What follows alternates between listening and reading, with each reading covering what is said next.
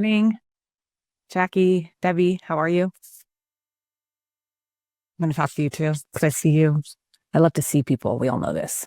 We all know that I love to see you. So if you are here and you can be on camera, please let me see your face. I love it. Don't worry, there's only a couple more weeks left of me asking for that every Friday morning. So here we go. Okay. So today we are going to talk about building and maintaining client relationships.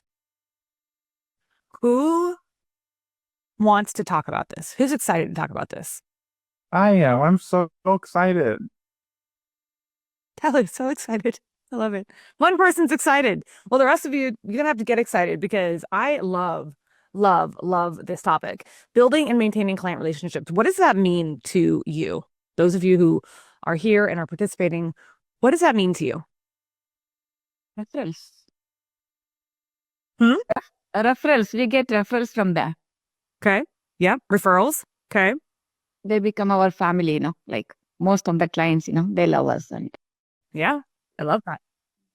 Anyone else? What does building and maintaining client relationships mean to you? I just had a conversation on my accountability call about how I got, I don't want to say more involved, but I guess more involved emotionally for sure. With two different families, I have a senior citizen niche market.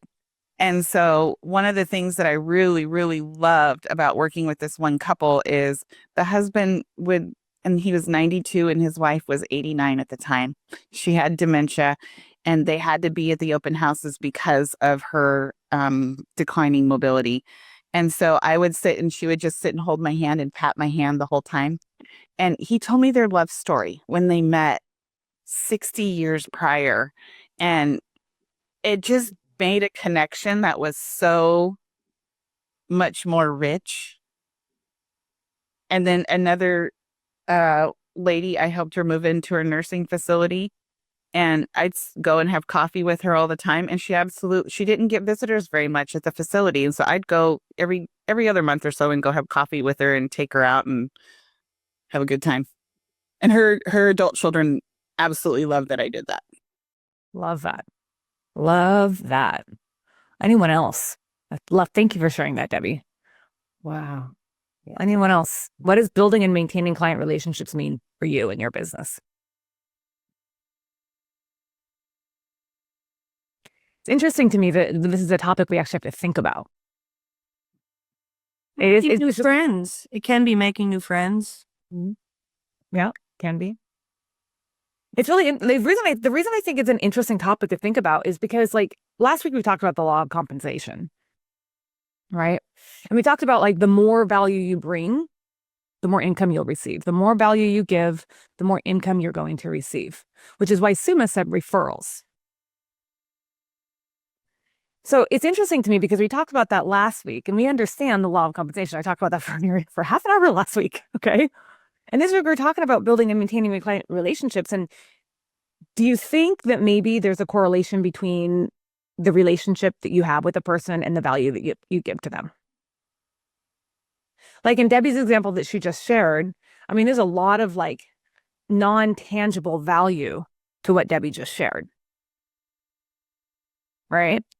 So it's like, when we think about building and maintaining client relationships, we have to remember that if you're in this business to just close a deal, then you're just like everyone else. Right? Like you're just like everyone else, because I've said this before and I will say it again. I will say it till the day I die. Every single one of us does the exact same thing. Mm-hmm. Every single one of us on this call helps people buy homes or sell homes.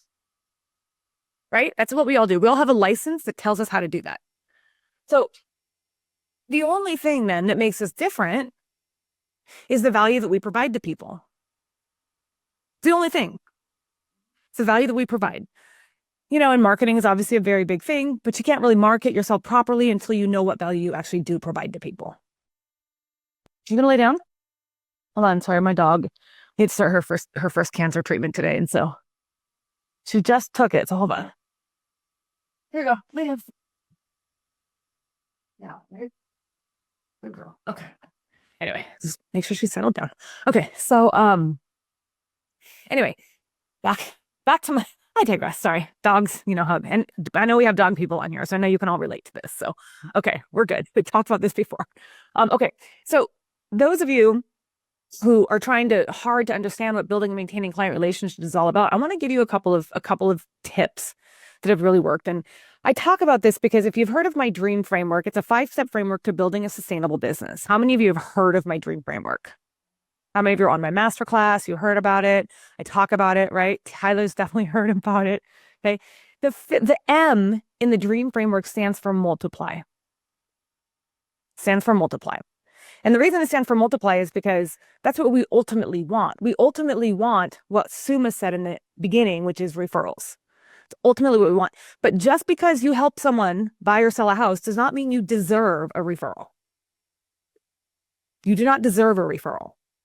The reason your business multiplies is because you deserve it, because you provided so much value for that client from the very, very, very beginning that the only thing they can do is now rave about you. And this is how it happens. Have any of you ever read the book, Raving Fans? I start my year out with it every year. It's a reread over and over and over again. So I would highly encourage those of you who have read it, read it again. Those of you who have not, order it and read it. I would buy it because I like I said, I read it every year. So I start it every year with either the Go Giver or Raving Fans. The whole concept behind Raving Fans is that the reason people refer you, the reason people want to pay you and then refer you to let other people pay you is because you have provided them exceptional, consistent service.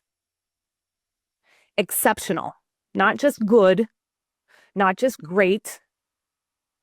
Okay, definitely like exceptional. What's the difference between great and exceptional? Great means you do what's required. You fulfill, and you do it well. To say great. Good would be you do what's required, and that's it. Great would be you do what's required and you do it well. Maybe you got your clients some concessions or something. But, exceptional, another Nordstrom girl, but old school, 1980s, Nordstrom was different than 2024 Nordstrom, but exceptional would be when I would drive the shoes to somebody's hotel room. Yeah. Or something because they had to have them absolutely that day. To me, good is $100,000. Great is $1 million. Exceptional is $1 billion. So if I'm gonna put numbers on it, that gets other people visual. Good is $100,000. So if you make $100,000 in real estate, you're doing good. If you make $1 million in real estate, you're doing great. If you make $1 billion, you are exceptional. Because let's think about the number of billionaires that there are in the world, in the US. Do you know how many billionaires there are? Does Tyler saying 4? No, I think there's like 65 out of 6, however many billions of people are in the US. 65. So it makes someone go from good to great, and then from great to exceptional. So how many of you here, and you don't have to answer, I just want you to think, if you're making 6 figures in real estate right now, you're making $100,000 in real estate right now, what did you do to get there?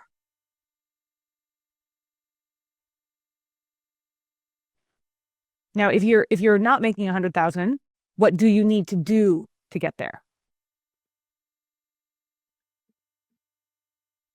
Get business and then be exceptional or extraordinary. Right. Yeah, if you're not at $100,000, you definitely need to get there first, right? So you have to sell a couple houses. But in order to sell a couple houses, you either have to spend a lot of money, lead gen, ads, or provide exceptional value to the people who have already paid you. Right? So you can go spend a bunch of money, you can go buy Zillow leads, you can go buy all the other people leads. I don't know. I don't actually buy leads. I've never done it. So I don't actually know where you buy them from. I spend money on ads, but I don't ever buy leads. So I don't actually really know. So if you want to do that, you can. And then in order to have great results or good results, even good results, you have to call them back, right? To have great results, you have to be aggressive and call them back, or consistent and call them back. To be exceptional, you have to call them back, be consistent about it, and have an excellent script. See what I'm saying? If you want to get from where you are today to the next level, you could also try doing it by providing more value to the people who have already paid you. So how do you provide more value to the people who have already paid you? What do you do for them? Regularly call them, meet them, have parties, take them to dinner, something like that. Yeah, you could schmooze them. Take them to dinner, stuff like that. What else could you do? Dewey says gifts. Be a constant, reliable resource. That's what Joy said. Anyone else? How about just calling your people that have already paid you and ask them how they're doing? Ask them how their holidays are going. How about finding them on social media and seeing what's most recently occurred in their life and then reaching out to them to connect about that?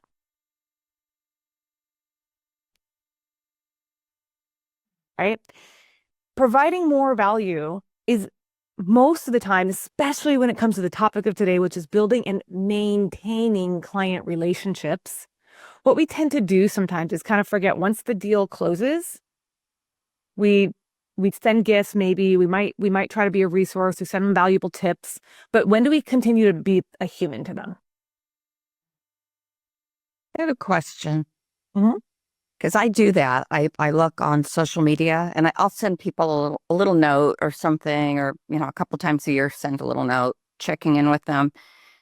And they like handwritten notes. But how do you do that? I feel a little bit like a stalker when I do it. And is that just me being in my head? Because I do get in my head sometimes. Yeah, 100%. Okay. Thank you. Not that hard to, or you could also just pick up the phone and just say, hey, I saw your post on social media and it looks like this happened for you, positive, negative. I just want to let you know I'm thinking about you. Or congratulations. When's the last time anyone ever just called you up just to say, hey, I saw something on social, congrats to you. Or I saw something on social, how are you? Very less.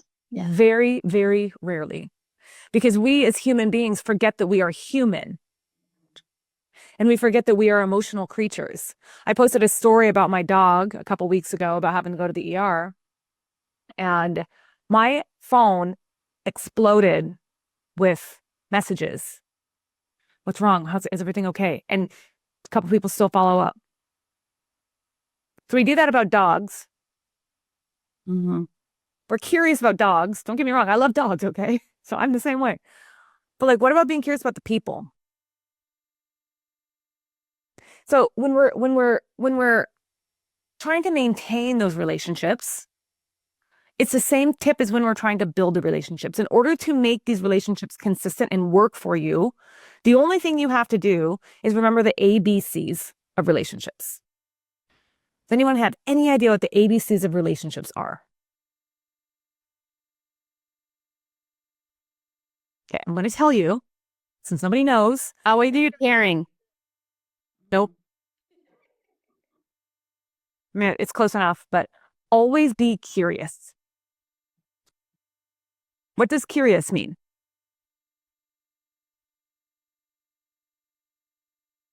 Ask questions. Yes. Thank you, Aaron. I'm like, and someone tell me what that means. Yes. Always be curious. Ask more questions.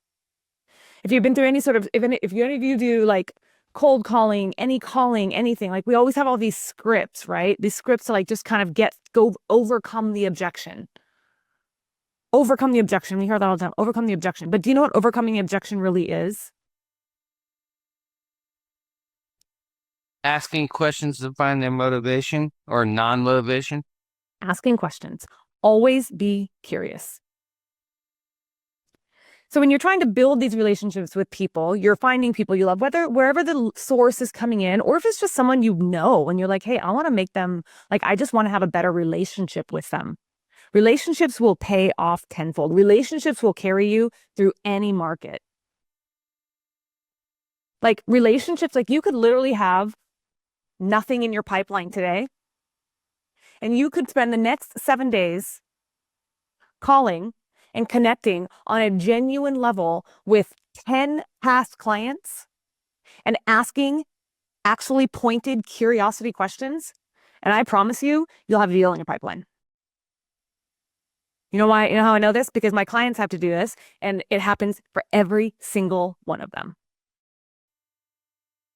Mhm. So if you want to build more relationships, you have to ask questions, right? Whether that be on the phone, whether that be in person, whether that be through your DMs, through the comment section on social media. But if you want to maintain the relationship for the people that we've already spent time with you and already spent money on you, these are the people, those ones right there. Those are the ones that you need to provide exceptional value to. We don't want to just always interview for the job. And when we're building in the building phases, right? When we're trying to put people on our pipeline, we're trying to ask a lot of questions, we're nurturing people. We're nurturing them because we're interviewing for the job when it's time for them to buy or sell. Typically. But then what I see happen is like people like, you know, there's a lot of systems out there for helping with past clients and whatnot. But if you want your past clients to actually pay you back in return with referrals, even repeat business, you've got to make sure that relationship, as hard as you worked to get them as a client, you have to work 3 times as hard to keep them as a client. Yeah. So think about how hard you work to get a client. We put so much energy into the email campaign, the text script, the phone call. What do I do now at this phase? This is the 8th time I've connected with them. What item do I give them now? Items of value, et cetera, et cetera, et cetera, et cetera.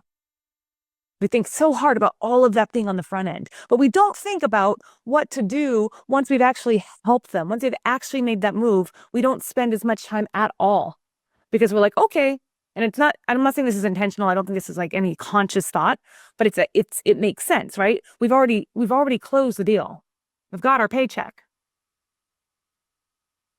So we don't work as hard to keep that. So I would say all of these answers that we got in here, which are like gifts, Alexa said 1,000. Is that 1,100 billionaires, Debbie, in the U.S.? 1,100 billionaires in the U.S. That's not a lot. I think you have a higher chance of winning like the Powerball than you do of becoming a billionaire. That's the world. Oh, the world. Yeah, but a billionaire in like other dollars is not the same as a billionaire in U.S. dollars. I wonder what she would say about that. Ask her. I don't have Alexa. She can hear you. Alexa, how many billionaires are in the U.S.? According to an Alexa Answers contributor, as of October 2020, there were 614 billionaires in the United States. That was 4 years ago. Yep. So 4 years ago, okay? So you have a higher chance of winning the Powerball than you do of becoming a billionaire. And I'm not to throw in any other like wokeness or anything, but if you are a woman or a person of color, that goes down. So like, just think about that, right? You have a higher chance of winning a Powerball than becoming a billionaire. The only reason people become billionaires is because they are exceptional. I know this because I spent an entire 2024 reading so many books about billionaires. I read about Steve Jobs, Elon Musk. I read about Phil Knight, Bruce Nordstrom, billionaires. And the one thing that they do differently is that they are exceptional. They are exceptional at what they do. It's not just a one-time thing. It's not just a, hey, I'm going to open up a store. Like in the case of the Nordstroms, for example, I'm not just going to open up a shoe store on Pine Street in Seattle. I'm not just going to stop there. okay, how can I use this to help me get to the next level? So if they did what Nordstrom did, if you know the history of Nordstrom, I know this because yes, I also have a strong Nordstrom background, so it's ingrained in me. But what Nordstrom did is they said, you know what, we're going to show ourselves, we're going to show that we are exceptional, and we're going to make sure that we provide exceptional service, which is where the idea or the concept of Nordstrom customer service comes from, which is a lot different, to Joy's point, in 2024 than it was when I was there in 2008. But exceptional service, right? And I know I've said this word probably, like, if I go back and watch this, I'll be like, Lynea, why did you say exceptional so many times? Because I've said it so many times. But it's because it's true. It's because that in order to get to that next level, you've got to do the things differently than you're doing today. Okay, you've got to build those relationships by asking more questions. You've got to maintain those relationships by working just as hard as you worked to build the relationship and ask even more questions. Is this helpful to anybody? Anybody have actions that you want to take from here? She was like, yes, yes. She capitalized yes when it said action she's going to take. I love it. I have a question. Lynea. So if you haven't been doing that, something like give us one action item to do to get in front of those past clients. Yep, I'll repeat what I said just a few minutes ago for those who didn't hear it. Was for the next 10 days, I want you to reach out to at least 10 of your clients, and I want you to be curious. Have you ever heard of the Ford script? Family, occupation, recreation, and dreams? I want you to use that on your past clients. This is a great time to connect with them. You know why? Because it's the holiday season. This is either a really, really happy time for people or a really, really sad time for people. And you can be that person for either of those things. You can be that person who's just like, hey, if it's a sad time and they just need to know what they're thought about, you can be that person. I'm just thinking about you. Another really good thing, like when it comes to like the Ford script, right now, what is it? The end of 2024? What's everyone doing right now? What are they going to do in January 1st? What's going to happen? Resolutions. Yeah, we're going to do so many resolutions that are going to fail in the first 3 weeks. It's going to happen. That's what happens. That's why I don't do resolutions. Talk about it all day, every day, but I'm not going to. So many resolutions are going to happen, but otherwise resolutions are goals, right? Resolutions are goals, right? So it's a really good time. Easy question. Call up and say, how many, or what are your goals for 2025? So I saw that Isabel just said my sister is calling her sphere, plus we're sending her holiday cards. Yeah, that's all fine and dandy. I love the holiday cards and I love calling your sphere. When I'm saying call your past clients, I'm saying call those people who have actually already paid you and ask them, what are your goals? How is your, like, literally go through, just be curious about it. And don't have a script, right? Get over the script. I'm over the scripts. That's why people push me to get scripts. I'm like, yeah, I hate them so much. They're so icky. They're so scripty. Ugh. I'm a human. I just like to ask questions. How many of you have ever talked to me one-on-one and I ask you like a million questions? Yeah. I'm so genuinely curious. I'm like, how do you do that? What's that look like? Right? Like, why? What's your goal? Why? Why is that your goal? Why are you pushing yourself? Why are we challenging you to do more? I'm just curious. Joy. Yes, you ask a lot of questions. You're good at it, and oh my gosh, what was I going to say? Oh, I didn't mean to be negative, saying service everywhere is so bad these days. It doesn't take a whole lot to stand out. I actually mean, like, it doesn't take a lot for us to do to stand out. Like, that's a positive thing. It doesn't take a whole lot, like a power of 15, and reach out to a bunch of people and say, how are you? How, how's your holiday season going? And then I was writing in the chat, but I guess I didn't send it yet.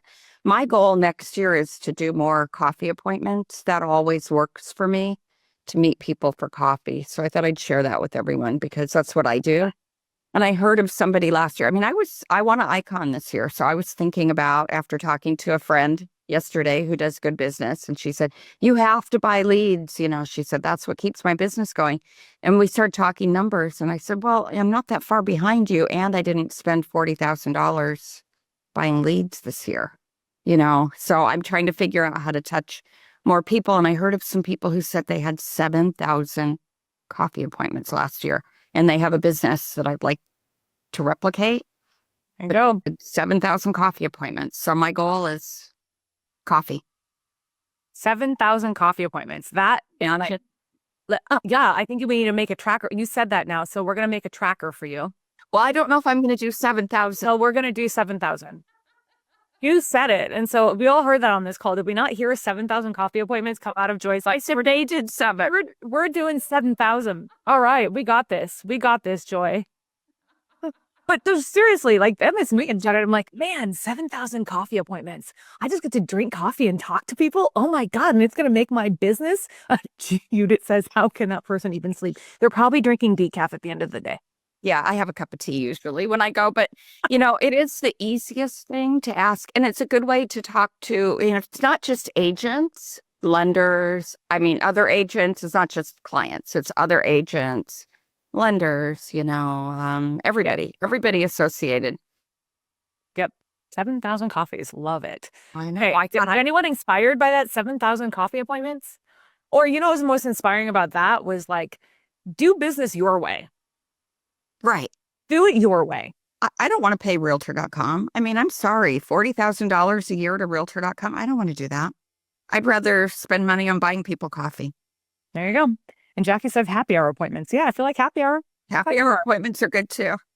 By the time that person's had that third or fourth drink, they're going to sign on that dotted line without even thinking about it. Uh-huh. Those just go long for me. We stay for hours talking. Yeah. So I don't know that I could personally do in-person appointments because I would talk for a very long time because I like to be face-to-face with people for a very good time. Anyway, okay. So I hope this was valuable for a lot of you. You know, as we move into, this is a really good time as we're in this holiday season. It's a really like easy call to do now. So if you're like just starting to get connected with the people that already like you, already trust you, already love you, right? If you're just starting to get connected with them, this is the best time to do it. Best time to do it. It's a holiday time. Next couple of months are going to be the best time to be doing this. So, and I don't know if all of you heard, I am hosting, I actually started rolling out accountability calls. So those of you who want some additional accountability, we do have accountability calls that we are hosting Monday through Thursday. Do we have the schedule available, Andy or Tyler, that we can share with people? Or should I just pull it up from the Facebook link, or was it sent to me? Hold on. I want to share it with y'all. Hold on. Let me find it for you. Facebook group. I posted in the Facebook group, but there are accountability calls for those of you who want to join. I found it. Okay. Really easy. Thank you. It was a featured post. So I'm going to do a real quick intro to each of these accountability coaches that are on here and their special superpower.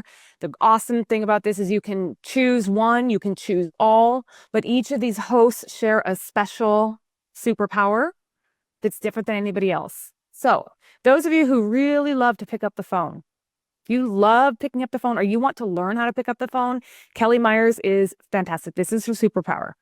She is amazing on the phone. She can pick up the phone. She can make 70 to 80 calls in a day. Amazing. And not get let down. Okay. Joy, well, we just heard from Joy.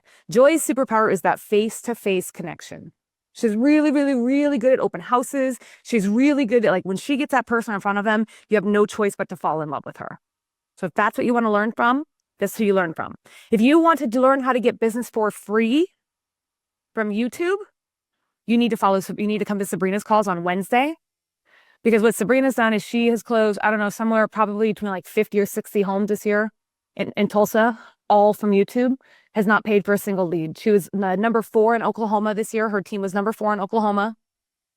And in a down year, the slowest year in real estate in the last 10 years, they doubled their business. So if you want to learn how to do that, you need to come to Sabrina's call on Wednesday. Dan and Juliana, if you don't know them, you need to. They're amazing. They're based out of Fort Collins. Kelly's out of Boulder. They're based out of Fort Collins, Colorado. Both additional superpowers talking on the phone. Juliana is all about attraction-based, relationship-based, and Instagram marketing.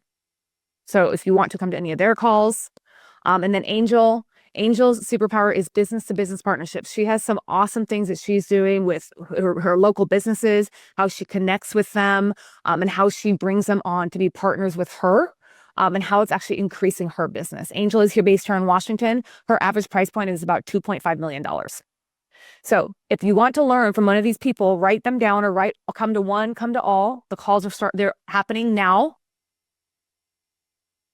And this post is featured in our Facebook group, so you're welcome to come and just look at the post at any time. Okay?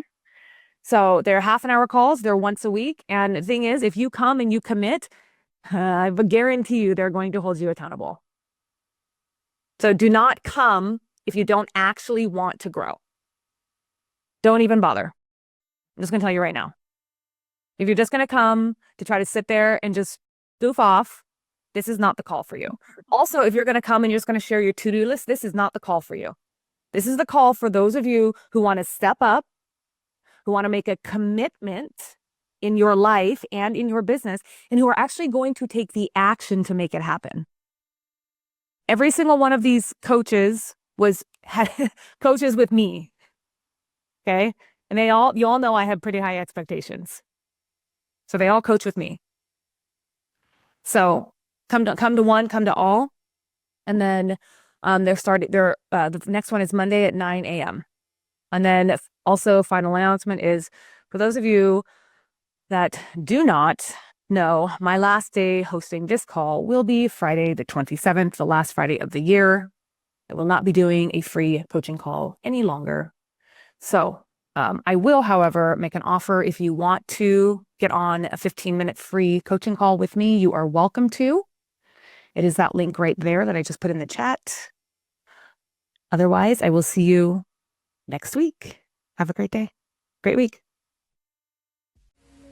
If you'd like more information or to get connected to the Agent Power Huddle, join our free Facebook group. This call was designed for the agents in our EXP organization, but open to any agent from any brokerage. If you're a guest and you're interested in learning more about EXP or our specific resources within the Agent Collective, reach out to the person who invited you to this call to get more info. Produced by the Agent Collective Media Network.